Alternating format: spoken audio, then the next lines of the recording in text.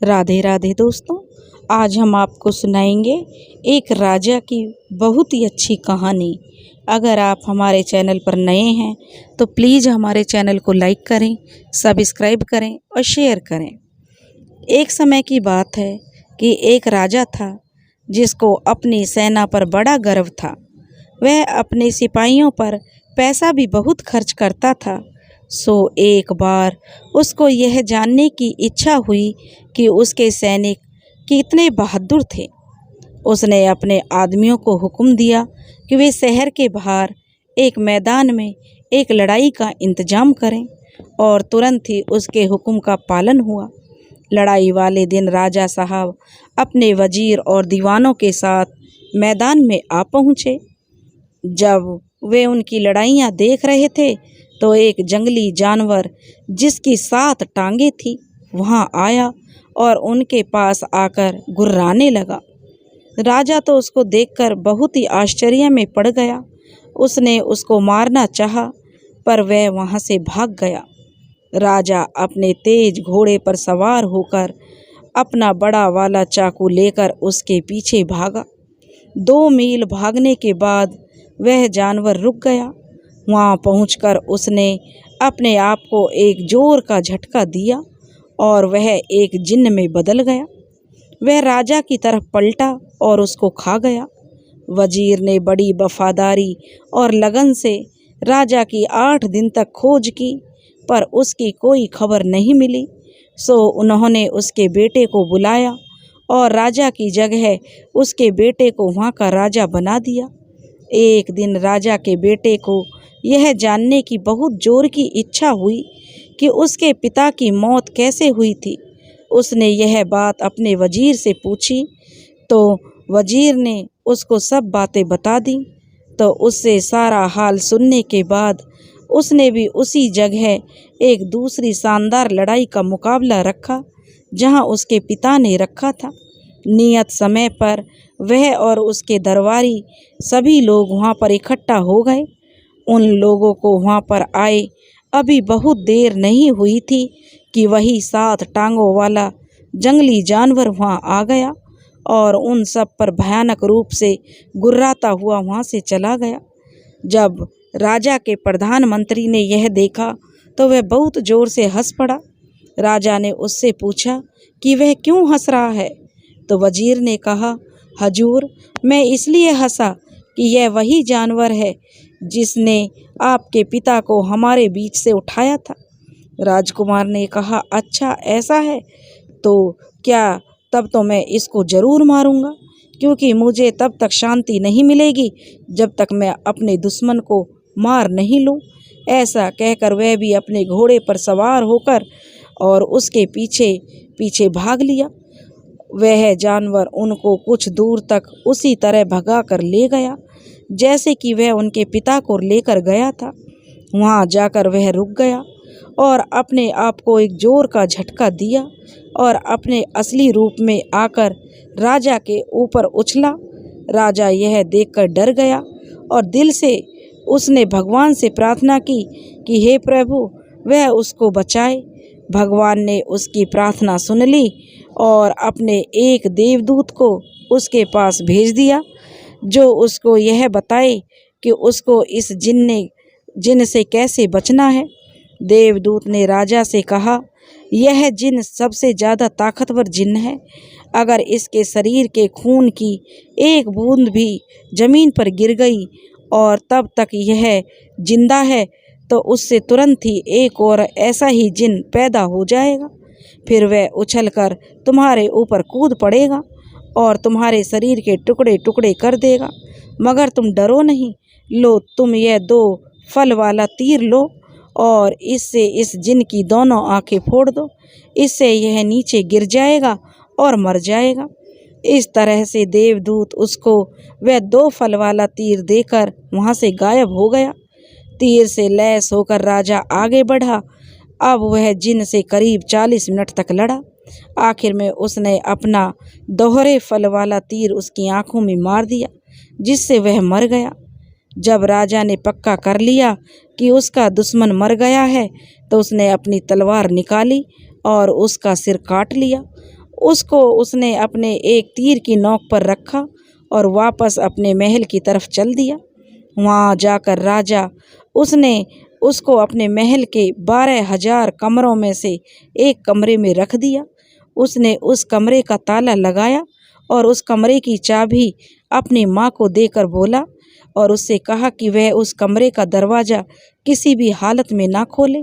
पर क्योंकि उसकी माँ को यह नहीं बताया था कि उसने उस कमरे में इतनी सावधानी से क्या चीज़ बंद कर रखी थी, उसकी माँ ने सोचा शायद उस कमरे में कोई ख़ास खजाना बंद होगा।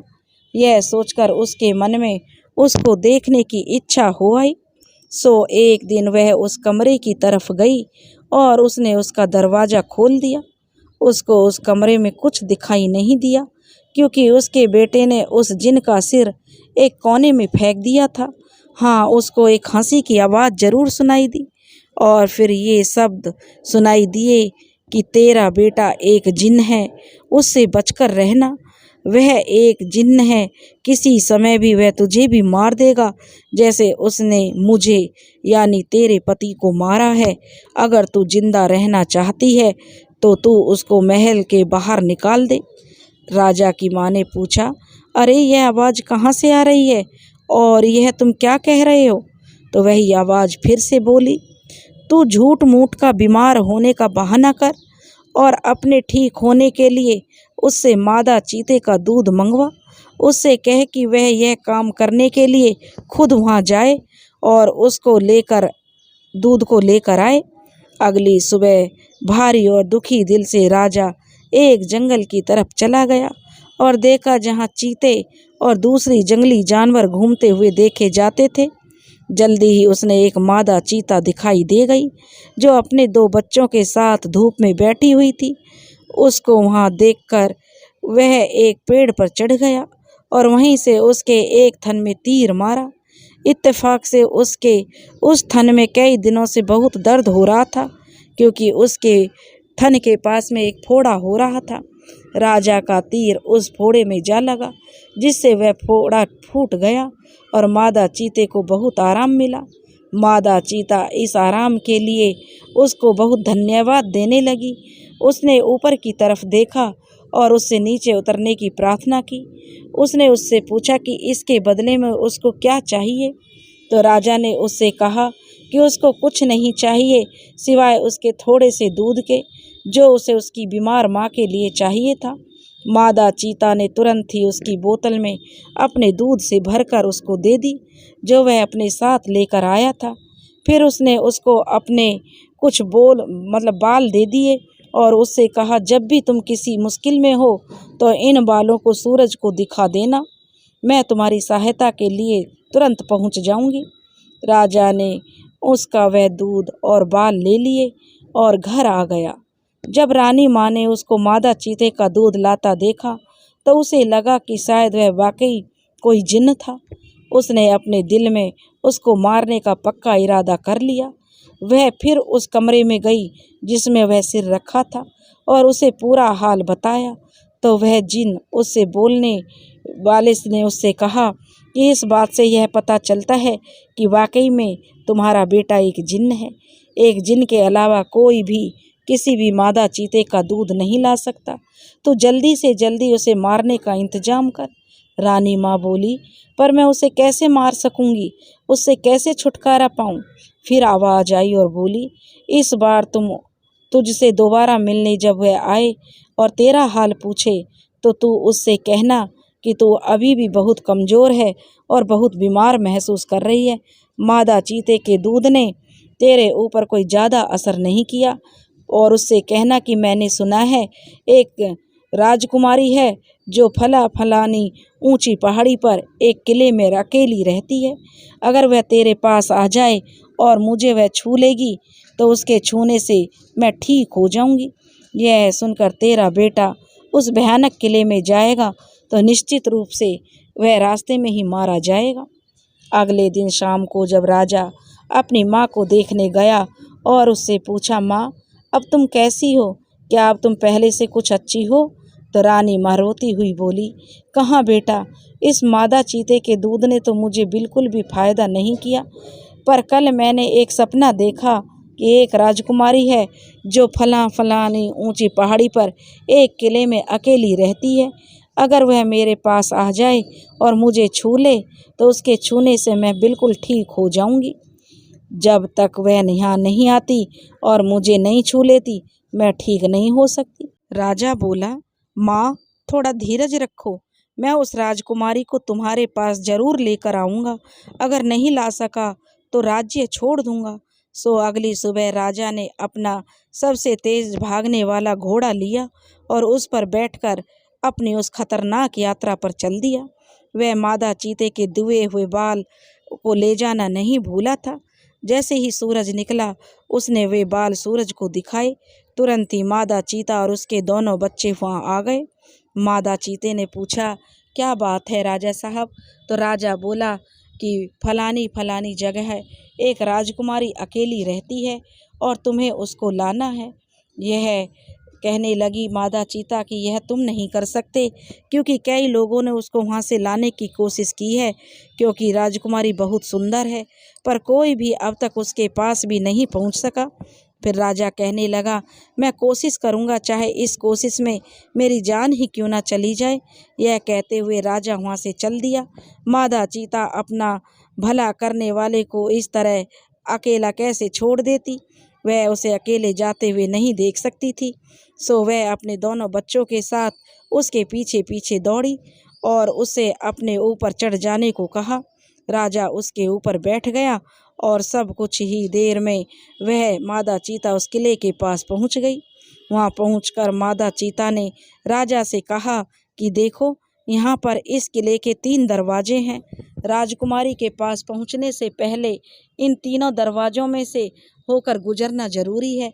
पहले दरवाजे के पास एक बहुत बड़ा लोहे का टुकड़ा रखा है, जिसको एक लकड़ी की कुल्हाड़ी से तोड़ना जरूरी है, नहीं तो दरवाजा नहीं खुलेगा। दूसरे दरवाजे के पास एक नकली गाय खड़ी है, जिसके चारों तरफ असली जिन्न खड़े हैं। अगर कोई आदमी उस गाय को दूह सकता है, उसका दूध निकाल सकता है, तो वह उस दरवाजे से होकर जा सकता है, और अगर नहीं दूह पाता तो वे जिन लोग उसको मार देते हैं। तीसरे दरवाजे के पास राजकुमारी खुद बैठी है। अगर वह तुमसे खुश है तो तुम्हारा स्वागत करेगी, और अगर तुमसे खुश नहीं है तो वह तुमको मार डालेगी। यह सब बातें सुनकर राजा बहुत ही डर गया। उसने मादा चीते से कहा कि वह उसकी सहायता करे, और उसकी सहायता की प्रार्थना वह करने लगा। मादा चीता भी उसकी सहायता की प्रार्थना करने लगी। मादा चीता बोली, ठीक है, मैं भी तुम्हारी सहायता करूंगी। मेरे पास एक जादू है, जिसकी सहायता से मैं उस लोहे के टुकड़े में घुस जाऊंगी, और जब तुम उसको अपनी लकड़ी की कुल्हाड़ी से तोड़ोगे तो मैं उसको 2 टुकड़े में तोड़ दूंगी। चौकीदार सोचेगा कि तुमने वह लोहे का टुकड़ा तोड़ दिया है, और वह तुमको पहले दरवाजे के अंदर जाने देगा। तभी मादा चीते ने दोनों बच्चों से एक बच्चा बोला और कहने लगा कि माँ, मैं उस गाय की मूर्ति में घुस जाऊंगा और उसका दूध देने पर मजबूर कर दूंगा। फिर उसके पास खड़े जिन्नों को जब तुम दूध दूह रहे होगे तो उनको तुम में से दूर रखने में सहायता करूंगा। इस तरह से तुम दरवाजे से होकर निकल जाओगे। उसके बाद मादा चीता ने दूसरे बच्चे से कहा, और राजकुमारी की आंखों में अपना जादू डाल दूंगा। दूसरे बच्चे ने कहा, जिससे जब वह तुम्हारी तरफ देखेगी और उसके पास खड़े जिन्नों को जब तुम हटा देगी और वह तुम पर मोहित हो जाएगी, तब तुम उसको सूरज की तरह चमकीली पाएगी। सो वह तुमको देखते ही अपना तीसरा दरवाज़ा खोल देगी। फिर जो तुम कहोगे वह वही करेगी। सो उन तीनों ने अपने अपने वादे वफादारी से निभाए। इस तरह से राजा तीसरे दरवाजे के पास पहुंच गया। राजकुमारी ने जैसे ही देखा तो उसकी बहादुरी और सुंदरता से बहुत प्रभावित हुई। उसने राजा को अपने साथ शादी करने के लिए कहा। मादा चीता और उसके दोनों बच्चे अपनी मांद में लौट आए। कुछ दिन बाद राजा राजकुमारी को लेकर राजमहल पहुंचा। जहां जाकर माँ से बोला, माँ, उस जगह को जाने वाला रास्ता बड़ा खतरनाक था, मैं तो रास्ते में ही मर जाता, मगर मादा चीता और उसके 2 बच्चों ने मेरी सहायता की। अगर वे सहायता नहीं करते तो मैं कभी भी वहाँ नहीं पहुँच पाता। भगवान का बहुत बहुत धन्यवाद दो। कि मैं सही सलामत वापस लौट आया। कुछ देर बाद बात करने पर उसकी माँ को जिन्न के सिर के बारे में उसने बताया कि वह उसके सामने सबसे पहले कैसे एक 7 टांगों वाला जानवर के रूप में जिन्न जो है प्रकट हुआ था, फिर कैसे वह उसको एक जगह भगा कर ले गया जहाँ जाकर उसने अपना असली रूप बदल लिया। वह एक बहुत ही भयानक जिन्न के रूप में है। वह उस पर कूदने को ही था, उसको मार कर खाने वाला था कि जैसे उसने पिताजी के साथ किया था।